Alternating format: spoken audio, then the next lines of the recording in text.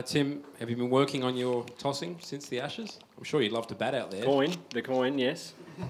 No, not at all. I just figure it's time it'll probably turn for us eventually. Going to stick fat, keep calling heads and see what happens. I'm sure you'd love to bat out there though. Yeah, it looks a great wicket, it always is here. Looks probably a little bit harder than I remember it being last year, so I think it's going to be, as usual, a really good test match wicket at the Gabba, and hopefully there's a bit of pace in it. Both attacks have got some real quality quick, so it'll be great to watch. Tim, just the impressive record here at the Gabba and the legacy here for the Australian cricket team. Is it something that you guys discuss as a group, or is it obviously something you want to continue, but does it add any extra to when you come here and play? No, not at all. I think we went through similar stuff in England last year. I think this is a new group, a new team. We've got as a country, we've got a great record here, so we're obviously really keen to preserve that and add to that. But in terms of how we go about it, it's no different to any other test match. Does this offer the batsman an opportunity to really, make an impression, first test of the summer, heading into the rest of the summer, really stamp your authority here? Yeah, I think every test match does. There's no secret, probably during the Ashes we relied too heavily on Steve, so the rest of our top seven are really keen to score a lot of runs. Traditionally we love batting in Australia, the highest scoring grounds than where we've just come from over in England. So I know our batters are really looking forward to the chance to getting out there. Again, as you said, our country has had some real success at this ground. It's a great ground to bat on if you can get in and spend a lot of time out there. So yeah, our top 6 and 7 are really looking forward to it. Tim, have you guys been preparing this week as if 16-year-old Naseem will play for Pakistan? Yep, we've prepared for all of them. We've had a really good look at them. That's the thing with Pakistan; they're got a lot of different options, a lot of skill, and by the looks of it, a fair bit of pace. So we've made sure that when we go out tomorrow, we've looked at enough possible footage as we can of their pace attack and their batters. Because what we don't want to be is go out there at some stage tomorrow and be surprised by something we see, whether that's their spinner, their quicks or their batsman. So we've done our research on them. We've obviously spoken to a lot of the guys in the Australia A team who have faced them firsthand, and we've had other guys in our team who have faced some of them before. Some of them are unknown, but that's professional sport. Guys have got to prepare accordingly, and as I said, we've done our work on all of them. Pretty rare that at any level of the game you'd come up against someone that young. I haven't played. I played against a few last week in club cricket, I think, but certainly at test level, it's a bit unusual. But yeah, by the looks of him, he looks like a really, really exciting talent. Pakistan have got a knack of finding these young fast bowlers, so he looks like another one that's going to add to that. I suppose that rich history of fast bowlers that they seem to produce. It's a bit of a tough old summer at times last year, Tim. How big an impact will Dave and Steve have been back in the side this summer? Yeah, hopefully a huge one with runs. We certainly enjoyed having them back last winter, and yeah, certainly Steve's added a hell of a lot of runs, a hell of a lot of know-how and a lot of experience, and Dave's the same. So again, I touched on it a lot last summer. It's really critical now that our young players spend a lot of time with those guys, learn from them as much as we can, and try and emulate, I suppose, the things that they've been doing. So we'd like to support Steve, as I touched on before, a lot more this summer. Davey's certainly one of those guys who's really keen to get amongst the runs, and just watching him the last few days in the nets, he looks as good as I've seen him for a long time, which is a great sign for us. Tim, how much have you addressed, I suppose, wanting to add a little bit more consistency to the test side in terms of putting in a good performance and being able to back it up sort of match after match? Yeah, I think every team does. I think that's the key to being a good test team is being able to do it consistently, and we touched on it this week a little bit, the importance now as well with the Test Championship. So you can't afford to be playing a Test match or the end of a Test series as a dead rubber. There's no such thing, and our squad and our team have got our eyes set firmly on that Test final in June in 2021. That's one of our team's goals. So it just adds to the importance of every Test match, every Test series, as I said. So for us to be playing consistent cricket, both home and away, and in all types of conditions, is something that we're certainly striving for. Does it help as well that the preceding 18 months for Australian cricket were really, a bit of a roller coaster emotionally, mentally, in a whole lot of ways, to sort of put that behind you and go into the next phase, I suppose, of growing the team and growing the maturity of the team? Yeah, I think through that difficult period, as I said again last year, what we did was get some guys some exposure to Test cricket that probably wouldn't have got it beforehand. So we've started to build some real depth around our squad, and with depth, I think that's when you start to get that consistency, because guys know they have to perform to keep their spot. We've had some really good players in this series that have been left out of the Australian Test squad, which is again disappointing for them, but really good for our side in the fact that we're building that depth. And as I said, with depth, we're hoping we're going to get that consistency of performance. Tim, Steve and Dave went really well against Yasir Shah last time he was out here. He struggled a bit through the series. What have they explained to the rest of the squad about how they performed so well against him last time? What have they been able to share?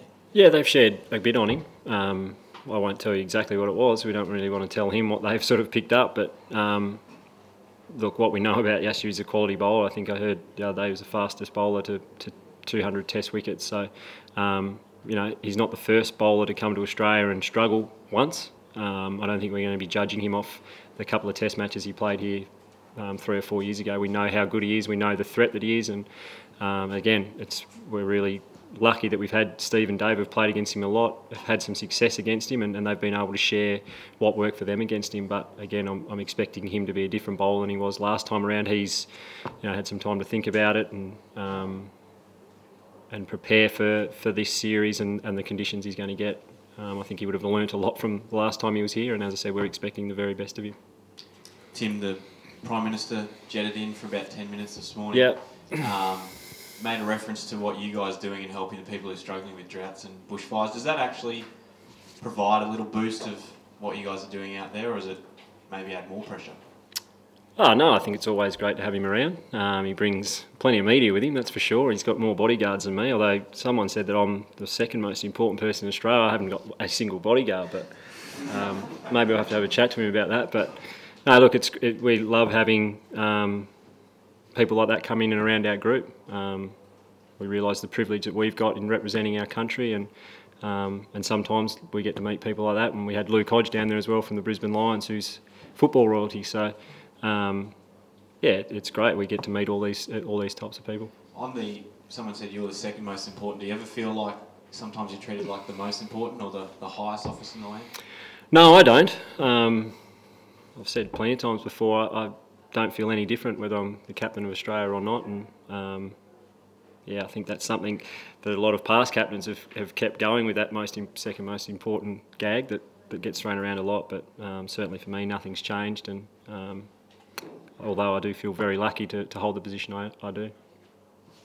Hi Tim, I was going to ask whether Scott Morrison had any particular sort of message for you guys as a squad, but also whether Luke Hodge, whether he was sort of mostly meeting you guys as a fan, or whether he said anything that might have been particularly inspirational that you'd take. Yeah, no, Hodge was here just to have a look. I think he's had an operation on his hand, so he couldn't bowl today, unfortunately, but I think he was keen to roll the arm over at some stage. But no, I think the message we've been getting, which is really pleasing for our group, and the Prime Minister touched on it today, is just that people have been really proud about the way we've been going about it, and not only the way we've performed, but the way we've held ourselves. And 18 months ago, that's exactly the sort of message that we wanted to be getting from our fans and people that watch us. So we're certainly really proud of that.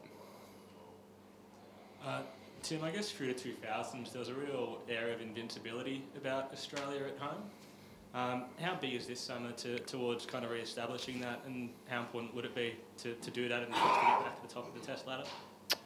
As I just said, we want to win the Test Championship. So to do that, you have to win most Test series and you have to win most Test matches. So regardless of what happened back in 2000, I've said it a lot of times, this is a new group, a new Australian team trying to create our own history. So with the new Test Championship, every Test match is now so important. So I think there's 120 points up for grab in 2 Test matches that go to that table. So this series is really significant one for us. Tim, a lot of talk about Marnus Labuschagne's quirks and all that, but just do you see him as a long-term prospect at that crucial number 3 position? Because based on what you've seen so far. Yeah, I think so. I'm not exactly sure what the plan is with him long term, but at the moment, in the near future, I think the number 3 spot's his to nail down. I thought he did a wonderful job in England, and he's someone that we think can certainly fill that hole at number 3.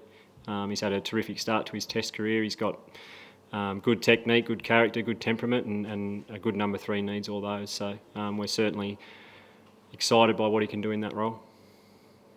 Tim, just going back to Pakistan's young fast bowler, do you think it would be possible for a kid of that age in Australia to have such a breakthrough in the national team, or would they be shielded more under our sort of Australian policies? Well, I haven't been to a selection meeting yet where they said, no, we can't pick him because he's 16. No, I think if he's in your best bowlers, he's in your best bowlers, regardless of age, and that goes the other way as well. Depending on how old you can be 35 and in the best team. So, yeah, there's certainly no age limit either way on who can break into the Australian Test team. Tim, it was touched on earlier just about the record here at the Gabba. It's the longest streak in Test history that a team that has had a winning record here. I mean, that you've got that in your back pocket. You can't rely on that though, can you? No, certainly not. It means nothing really. At the end of the day, when we go out, we still have to play well and we still have to execute against the team we're coming up against. We know that the Gabba is a difficult place for opposition teams to come to, particularly for a first Test match in Australia with the extra pace and bounce.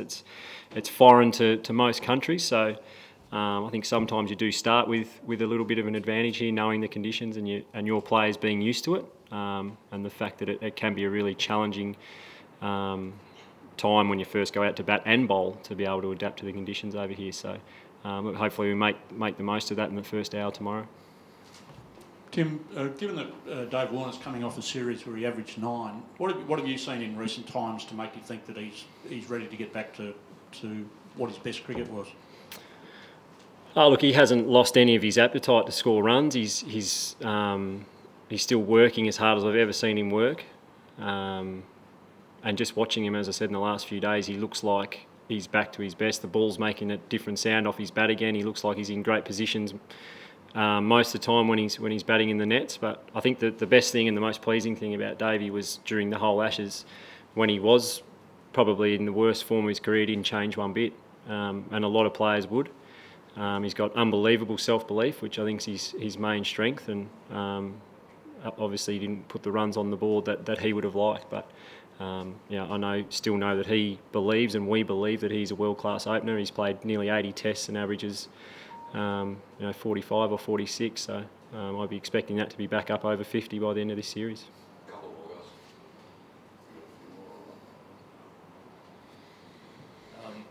Tim, Justin Lang was talking yesterday how impressed he's been with Mitchell Starc, both when he wasn't playing in England and now that he's back. I think you faced him the other week in Sydney.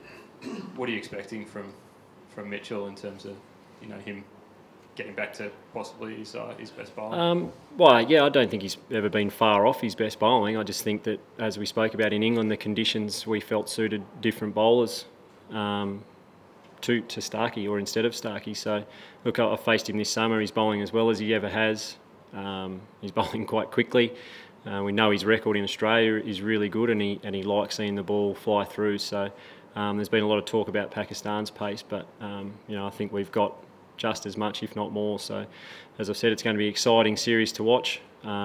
Starkey's been brilliant around our group for a guy who's played so much Test cricket and taken over 200 Test wickets to not be playing in such a big series. The way he handled that was superb, and was a real lesson for the rest of our group.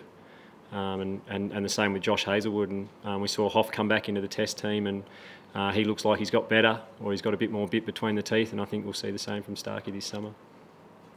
Tim, just on Joe Burns, have you noticed a change in him since he was last in the Not one bit. No, he's exactly the same. But yeah, look, we know what we're going to get from Burnsy. He's a hardened first-class opening batter, and he bats at the Gabba a lot where it's hard to score runs, particularly at the top of the order. So, he knows his game really well. He's really confident in him, and I think he's been picked now to, when he's come into the prime of his career, and he's playing as well as he ever had. So, similar to a Matthew Wade, I think we've just picked those guys now at the right time, and they'll make the most of this opportunity.